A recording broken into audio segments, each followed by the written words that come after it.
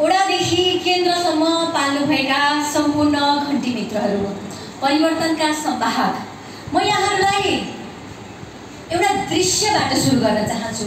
यो स्टेजमा एकचोटि आँखा लगाउनु होला।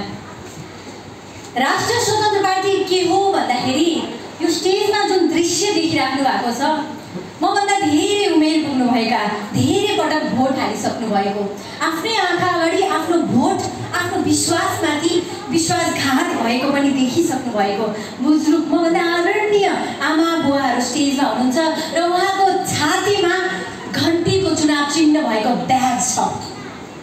यो राष्ट्रिय स्वतन्त्र पार्टी।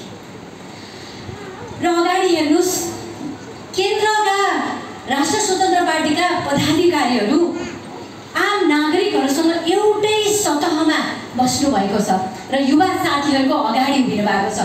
युवालाई अगाडि लगाएर बुजुर्ग वृद्ध आमा बुवाको आशीर्वाद थापेर अघि बढ्ने सच्चा पार्टी हो राष्ट्रिय स्वतन्त्र पार्टी।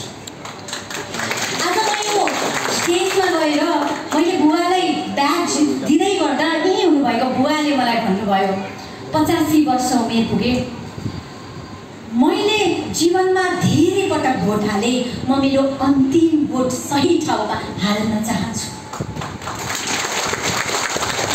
त्यो हो राष्ट्रिय स्वतन्त्र पार्टी। म यहाँलाई भन्न चाहन्छु,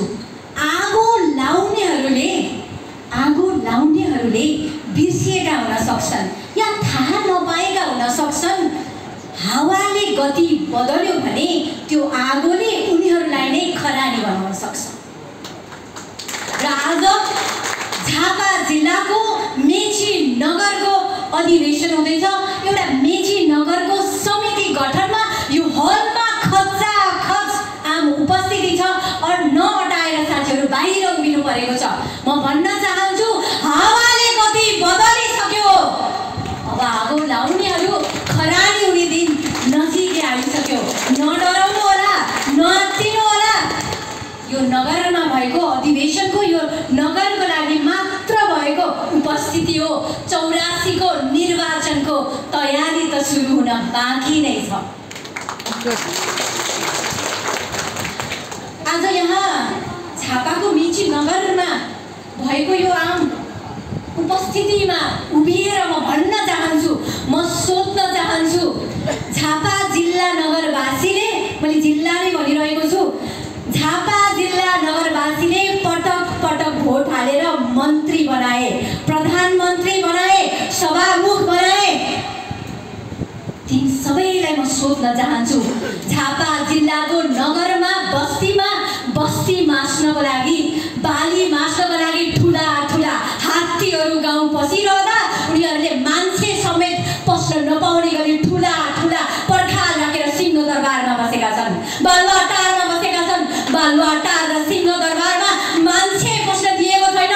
यहाँ गाउँ गाउँमा हात्ती पसेको छ, मान्छे मारेको छ, बस्ती मासेको छ, बाली मासेको छ। यहाँलाई दुख्दैन? दुख्नु पर्दैन? यो प्रश्न अब कसले सोध्ने? यहाँहरूको अगाडि यो प्रश्न खडा भएको छ र अब जवाफ माग्ने बेला भएको छ।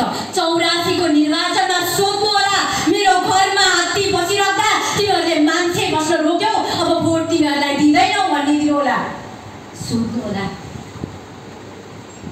यहाँ राजवंशी समुदाय, मेचे समुदाय, सतारका समुदायका साथीहरू,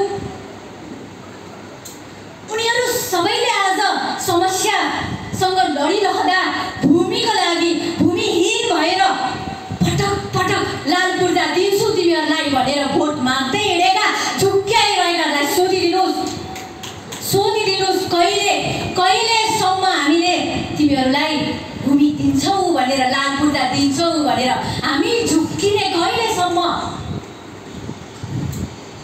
यहाँलाई भन्न चाहन्छु, राष्ट्रिय स्वतन्त्र पार्टीले सत्ता हाँक्ने गरी, बागडोर सम्हाल्ने गरी बहुमतको सरकार बनाउन पाएको छैन। यदि हाम्रो सरकार हुन्थ्यो भने हामी 5 वर्षमा सुकुम्बासीको समस्या समाधान गरिसक्यौँ र गर्छौँ। एक पटक हामीलाई जाँचेर हेर्नुहोस्, परीक्षा लिएर हेर्नुहोस्। 79 को निर्वाचनमा यहाँहरूले देशभरिबाट 11 लाख बढी आम नागरिकले घण्टीमा छाप हानेर यहाँले हामीलाई त्यो राजनीतिको विश्वविद्यालयमा प्रवेश मात्र गर्ने मौका दिनुभएको छ, भर्ना गरिदिनु भएको छ। अब हामी परीक्षा दिन चाहन्छौँ। त्यो परीक्षाको अहिले हामी तयारी गरिरहेका छौँ। 84मा बहुमतको सरकार बनाउन पायौँ भने हामी निर्धक्क भएर परीक्षा दिन्छौँ र त्यसपछिको 5 वर्षमा कस्तो सरकार बनाउँछौँ, जनताको पक्षमा काम गर्छौँ या गर्दैनौँ, त्यसपछि मात्र यहाँहरूले भन्न सक्नुहुन्छ राष्ट्र स्वतन्त्र पार्टी पास भयो या फेल भयो। अहिले हाम्रो राजनैतिक विचारधारामाथि, हाम्रो एजेन्डामाथि, हाम्रो तयारीमाथि हामीलाई परीक्षा दिने अनुमति नै नदिकन, परीक्षा दिने त्यो प्रवेश पत्र नै नदिकन राष्ट्र स्वतन्त्र पार्टी पास भयो या फेल भयो भने मूल्याङ्कन गर्नुपर्ने पनि हाम्रो राजनीतिक दलमाथि, हाम्रो राजनीतिक नेतृत्व र विचारमाथिको शोषण हो भन्न चाहन्छु। त्यो शोषण गर्न पाइँदैन। एउटा विद्यार्थीलाई परीक्षा नदिकन फेल भयो भन्न पाइन्छ? पाइँदैन। यहाँलाई म अनुरोध गर्न चाहन्छु, हामी परीक्षा दिन चाहन्छौँ। परीक्षाबाट